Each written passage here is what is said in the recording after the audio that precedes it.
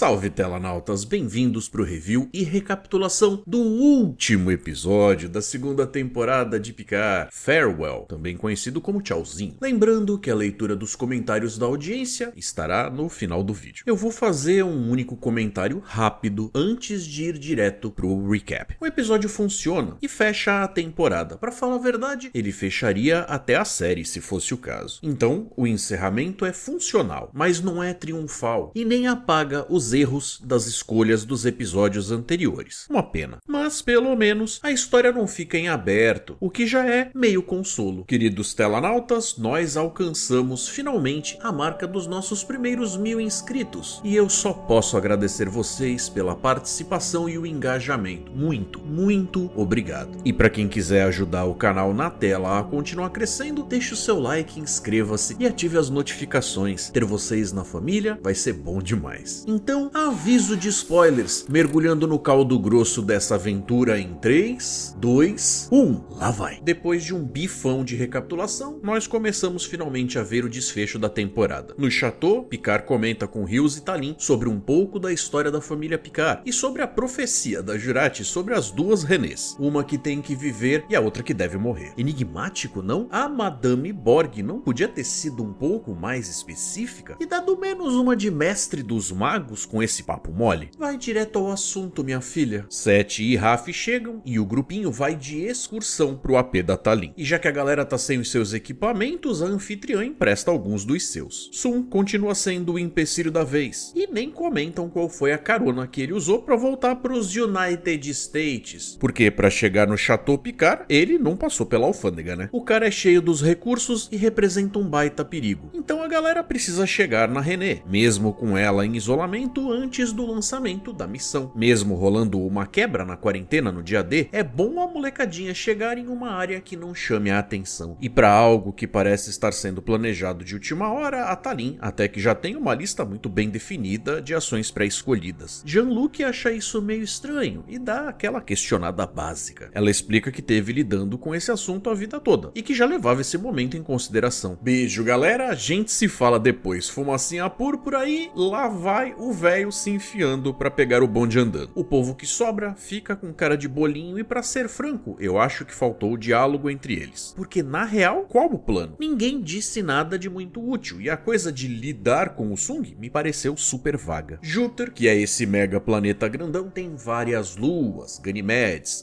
Io, Calisto e tals. A missão de René tem como destino a lua chamada Europa. E não, a moeda de lá não é o euro, até porque tá caro. Nós vamos ouvindo as comunicações do pessoal do Capcom, Capsule Communicators, ou a comunicação com a cápsula. A câmera dá uma viajada de lá até o local do lançamento e nós temos uma cena que tanto lembra a Apollo 13 quanto o episódio em que o Gary Seven apareceu na série clássica, com o foguetão lá imponente. O lançamento deve ser em 21 minutos e o Picard, ao chegar do lado de lá com a Tallinn, já vai direto ao ponto no papo. Ele entendeu que a orelhuda quer tomar o lugar da sua jovem parenta, se sacrificando para que hajam duas Renés. Picard é meio cético e não vai se deixar levar por interpretações vagas de algo que foi dito por uma mulher que é meio Borg. A Tallinn, bem, não é exatamente o tipo de mulher que escuta e fica quieta. Ah, e só lembrando, ela nem é subordinada ao carequinha. Ele quer o bem dela, mas ela não compra esse jeito mandão de impor a sua visão. A mulher é braba, João. Pega leve. Ela não é estúpida e apresenta um alto grau de empatia. Ela entende que ele tá pondo o coração em tudo que tá fazendo. E mesmo eu não tendo achado lá o arco de superação dos traumas de infância em relação à mãe, algo de muito bom gosto, é aqui que a temporada faz a conexão. Ele age como se estivesse tentando salvar todo mundo, já que não salvou a mãe. A decisão dela, então, já tá tomada, ele vai ter que lidar com isso. Esse tema de um capitão, agora no caso dele, almirante, se sentir responsável pelos destinos dos outros, faz um link direto com o como somos apresentados ao Christopher Pike lá no episódio piloto The Cage, que estava passando por um momento similar, onde tinha que lidar com o peso da responsabilidade. Só que ela não é uma donzela em perigo e ele vai ter que engolir isso. Na mansão do Sung, a gente escuta a voz dele fazendo as alterações necessárias para implementar o seu plano malvado. Sete, Rios e Raf chegam de mansinho e caceta. Eles foram até o apartamento da Tallinn e o melhor que a Sete consegue é andar com uma faca. Mas olha que meleca. Era só a voz mesmo. O cara deixou uma gravação pra engabelar a galera. A Sete explica que o sujeito não tá lá e é claro que não tá. Ele tá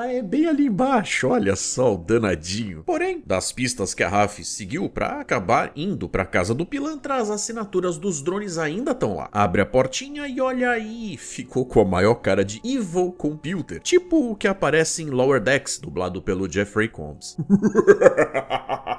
O cara vai fazer o possível para impedir a jovem astronauta de embarcar. E caso não consiga, tem esses robôs voadores assassinos aí para funcionar como plano B, o que é um plano bem B mesmo, já que até o agente do FBI disse que para impedir um lançamento assim nem era tão complicado. A Raf, que é uma hacker cabulosa e cheia de recursos, faz mágica, mas não nesse momento, já que mágica precisa de tempo e isso é algo que eles agora não têm. Ainda mais tendo que trabalhar com equipamento de um século que ela não tá nem acostumada. A Talin tá acompanhando a equipe do voo indo para a área restrita com seus macacõezinhos super fashion, que inclusive fazem um link bacana com os uniformes da série Enterprise, que ainda representava esse período de transição entre a exploração espacial, com uma cara mais aqui do nosso tempo e o que é visto na série clássica. Na Sunglândia, a Raf se liga que não vai ser tão fácil sabotar esses robôs, já que o Sung deixou tudo preparado para explodir em caso de uma tentativa dessas. Mas eles vão simplesmente desistir? Claro que não. A mulher vai fazer uma cirurgia de emergência no mecanismo e para um lugar super vigiado, até que a Romulade consegue um macacão que lhe veste bem, sem muita dificuldade. E a turma não nota que tem uma estranha no ninho. É uma equipe heterogênea de diferentes nacionalidades, mas não é como se eles estivessem se conhecendo hoje. Ok, segue. Ela passa pelos guardinhas. Sung, que é um dos principais financiadores do programa, caminha acompanhado de uma comitiva de baba-ovos. O mané fala com a carteira e, se tem algum protocolo de segurança pré-lançamento, é claro que pode ser burlado para agradar o pobre menino rico. E eu nem sei se eu chamaria isso de conveniência de roteiro, porque num mundinho cretino como o nosso é bem possível que algo assim fosse de fato rolar, sei lá. A Talin chega na parte reservada para René e finalmente alguém estranha a presença dela. Quem é você? Cadê a Maia? A René toca no assunto. Eu conheço todo mundo que deveria estar envolvido na missão. E o resto da galera não? Porque ela chegou até aqui sem ser questionada. É estranho que, mesmo ela, a Talin, tendo aquele recurso de possuir os corpos das pessoas, não tenha usado isso ou algo assim para saber mais sobre a parte interna da instalação. Às vezes parece que eles ignoram um recurso que foi plantado mais cedo na temporada. Aí ela podia ter se teletransportado direto para ir para esse lugar e eu teria achado até bem mais interessante. Lá do lado de fora a gente tem uma visão do complexo. A tiazinha do cabelo curto tá se esforçando para oferecer um belo tour pro babaca do sul. E ele segue sendo propositalmente um tremendo de um pé no saco, criando problema pra qualquer coisa. É claro, ele só quer uma desculpa para poder deixar ela para trás e poder andar desacompanhado. No papo onde a Talin deveria se apresentar pra moça, olha só a escolha de palavras. Eu stalkeio você desde pequena. E o papo da navinha espacial de brinquedo no caixão da mãe e essa coisa de se eu voar longe o bastante eu poderia encontrá-la, ficou meio uma repetição do tema, que eu não sei se foi uma escolha com o melhor dos gostos. Agora todo Picard tem que ter mommy issues. A temporada tava nessa toada de falar sobre saúde mental, e o fato dela ter lá seus momentos com psicólogos já apontavam para a necessidade de se passar por um tratamento. Mas bem, quem não precisa? E só eu que achei que a origem do problema dela podia ser outra, para não ficar redundante. A Talin já tá por perto há muito tempo, e agora uma ou outra coisa se encaixa, um pingente com o barquinho à vela, os olhares durante a noite de gala, um anjo da guarda. Imagina o quanto ela tem para absorver nesse instante, além de ser uma informação bem sinistra. Na oficina do Sung, eles estão tentando, mas tarde demais. Lá vão os droninhos do cientista malvado. Rios quer controle manual, mas será que vai dar tempo? O Picard tá lá na cola do Sung. E a Talin teve um tempo bem curto de conversa com a René e pede que a moça confie nela. Corta pro Sung, ela sai indignada com a presença da mulher estranha e ele a acalma. Ou seja, fica a aparência de que a conversa não deu certo, que a moça não comprou o papo. Mas meus caros, pra cima de mim,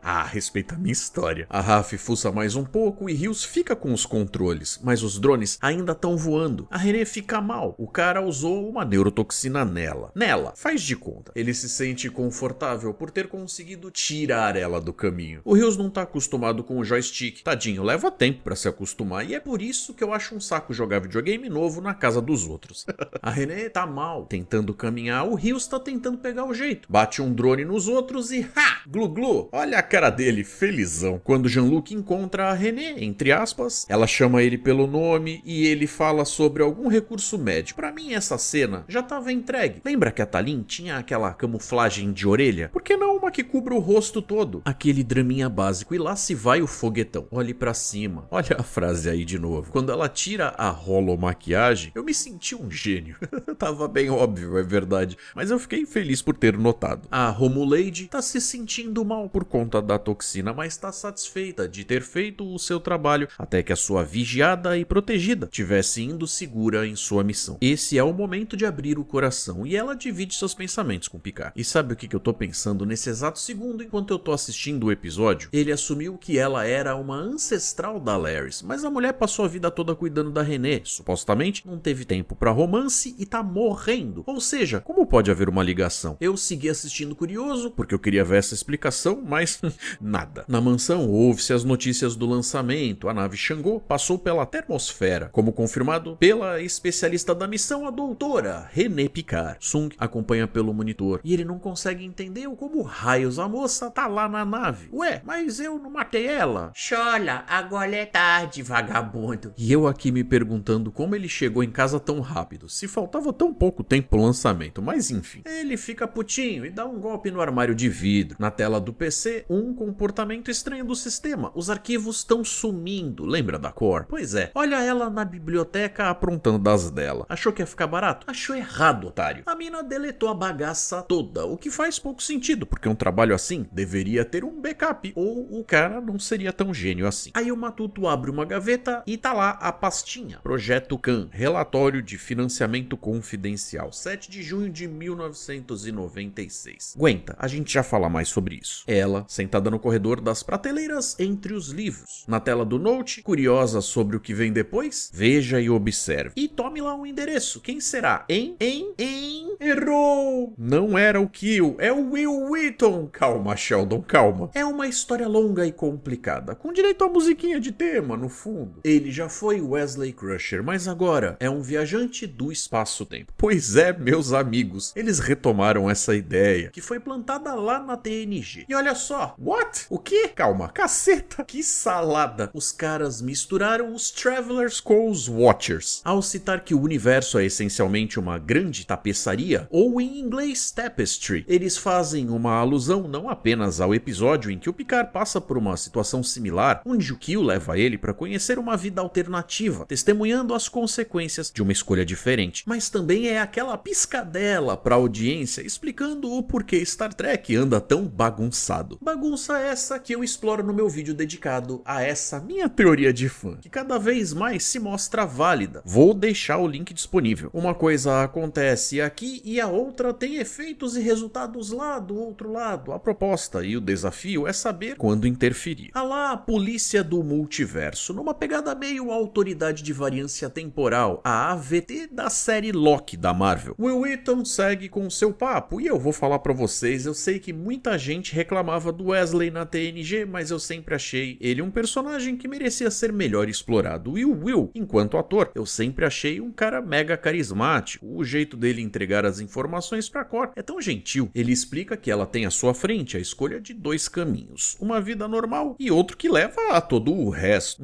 Uma vida medíocre ou uma vida cheia de significado, porém com um monte de riscos. Meio vago, mas colocando assim, já dá até uma influenciada. Sim, esse é o recrutamento. E ela, que nunca se sentiu segura na vida, é então bem-vinda à patota dos viajantes. E lá vão eles de teletransporte. E lembrando, esse é o meio do episódio. E desde que a loucura do século XXI começou, pelo que eu me recorde, essa é a primeira vez que nós vemos o Chateau de dia. E eu tô assumindo que eles ainda têm acesso ao equipamento da Talin para se locomover. O Rios comenta ter corrido atrás dos supostos equipamentos que poderiam gerar efeitos de alterações temporais, as tais borboletas. Como se isso resolvesse alguma coisa depois da bagunça dos infernos que eles fizeram aqui. Eles estão tentando se acostumar com a ideia de que sem uma nave apropriada, eles vão estar presos nessa época e deverão se adaptar a ela e aprender a usar dinheiro, por exemplo. Rios vai dar atenção pro menino e a Raf vem com a conversa meio papinho furado pra cima da Seth, tentando criar uma impressão de que esteja tudo bem. Aí a Seth lhe dá um beijinho, porque tudo bem, bem mesmo, nunca vai estar. O lance é ser feliz nos intervalos. E cadê o JL? JL? Que intimidade a dela. aquela, né? De frente pra portinha, chave na mão, é hora de guardar isso atrás do tijolo. Bravo. Destino. Sim, eu também tava me perguntando em que momento nós teríamos ele de volta. Q, antes de comentar a cena que se segue, é bom deixar uma coisa clara. Ao criticar algum elemento, é sempre bom se ser justo com o que está sendo entregue. Eu não sou o maior fã da escolha de terem colocado mais esse trauma na história pregressa do Picard. E também não sei se eu super concordo com a forma como toda a ideia foi abordada. No entanto, mesmo com os roteiristas por vezes se afastando daquilo que eu tenho como expectativa para Star Trek, na forma da entrega, uma coisa eu devo admitir: a trama, enquanto drama, não aquele drama que a gente relaciona primeiramente com choro, mas drama no sentido mais amplo, como uma sucessão de eventos que carregam relevância e significado. Eles conseguiram dar peso ao que foi contado. É evidente que muito disso se dá à qualidade dos atores, já que esses dois são duas feras. E eu sei que nem todo mundo vai concordar comigo, mas assim como na cena da despedida do Data, você pode até não ter curtido como a trama foi conduzida até ali, mas eu falo apenas por mim. Nesse momento eu senti a poesia da situação. E esse talvez, e eu tenho certeza que sim, mas eu prefiro montar a frase com o talvez, seja o primeiro momento em que o Jean-Luc fala com o Q sem reservas, sem desconfianças. E a pergunta, por que eu, que implica em de todos os seres humanos, você escolheu a mim para ter todo esse interesse? Ao que Q responde que está seguindo em frente, mas que tá morrendo sozinho e não quer isso para ele. Tudo isso foi uma tarefa de libertação, um presente, uma despedida, uma declaração de um tipo de amor muito além do convencional. Até deuses têm seus favoritos, Jean-Luc. Mas calma, ainda tem uma surpresa. Vamos dar um chego lá fora. O Q os saúda gentilmente. A Raf não curte muito, e não é pra menos. O único que teve a chance de ver a intenção sincera dele foi o Picard. Ele tá pronto pra levar a galera pra casa. Todo mundo ok com isso? Mas não, nem todo mundo. Rios quer ficar. Sempre se sentiu desajustado lá. Ter estado com esse grupo mudou essa sensação de solidão, mas o seu coração pertence aqui, com a Terezinha de Jesus e o filhote. Eles se despedem, momento tocante. E na hora da entrega do presente vem também o adeus, mon capitão. Amiguinhos, às vezes tudo que a gente precisa é um abraço. Te vejo por aí, estalo e branco. Voltamos pro meio da bagunça com os Borgs, lá no começo da série. Piu, piu, piu! E o Jean-Luc só olhando. A contagem regressiva tá rolando, assim como as memórias. E lá tá a rainha. Ele cancela a autodestruição, abaixem as armas. Agora ele sabe.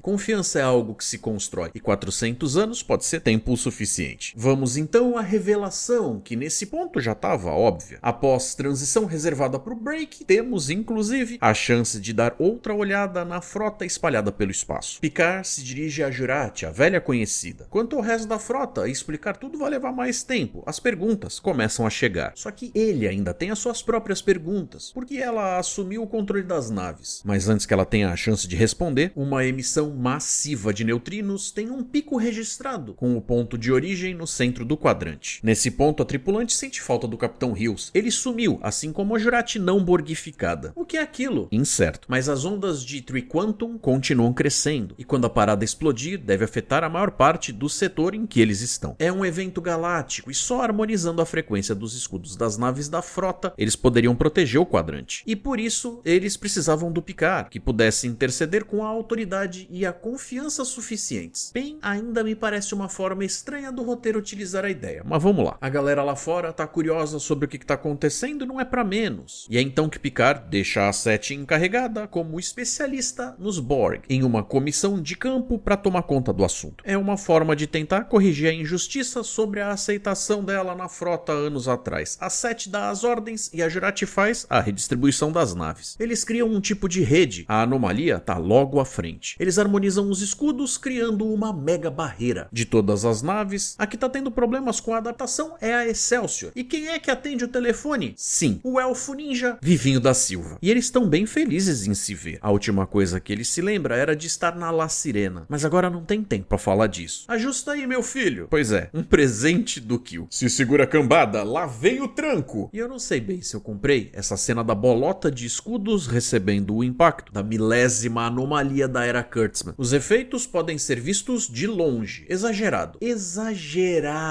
Tadinho do povo do planetinha. Mas parece que funcionou. A descarga cessou. Esses Borg são bacanudos do fim das contas. E olha só você, lá fora, o surgimento da entrada de um conduíte transwarp. Algo que nem os Borgs, com a sua coletividade, sabem a origem originativa. Essa entrada pro túnel túnel de navegação representa um perigo e a borgaiada da Jurati pede para entrar para participar da federação como Guardiões dos Portões. De volta à Terra, lá temos a Guinan mais uma vez. Ela faz alusão ao fato de nunca ter falado sobre esses eventos com ele, já que agora ela tá colada no paradoxo de ter e não ter conhecido ele nos eventos de Times Arrow. Mas na linha oficial da TNG pregressa a essa temporada, isso teria de fato sido uma questão de escolha, já que não é bom bulir com o tempo de forma leviana. E a foto do Rios com a doutorinha tava lá o tempo todo. Eles criaram o movimento médico Borboletas. E se você tava se perguntando sobre o Ricardinho, se ele teria alguma importância histórica, bem, ele teve. Ele junto com a tia René acabou limpando os oceanos e os céus com o uso do micro-organismo descoberto por ela em Europa. Guinan teve a chance de ter laços fortalecidos com eles, inclusive. E é hora de um brinde. Elnor, tá aqui o teu. Ao melhor estilo Velozes e Furiosos, a família. Brinde feito, é hora de partir. Mais uma vez no vinhedo, Picard encontra Laris. Ela também tá se despedindo. Olha as bagagens ali. Ele tá arrependido de não ter aproveitado a chance com ela antes. Mas é sobre isso, né? Dias melhores à frente. As últimas notas musicais anunciam o que tá por vir. Bem, tem uma terceira temporada vindo aí. E a princípio, senhoras e senhores, é isso. Concluíram. Mas calma, não vai embora ainda. Tem tanta coisa pra conversar.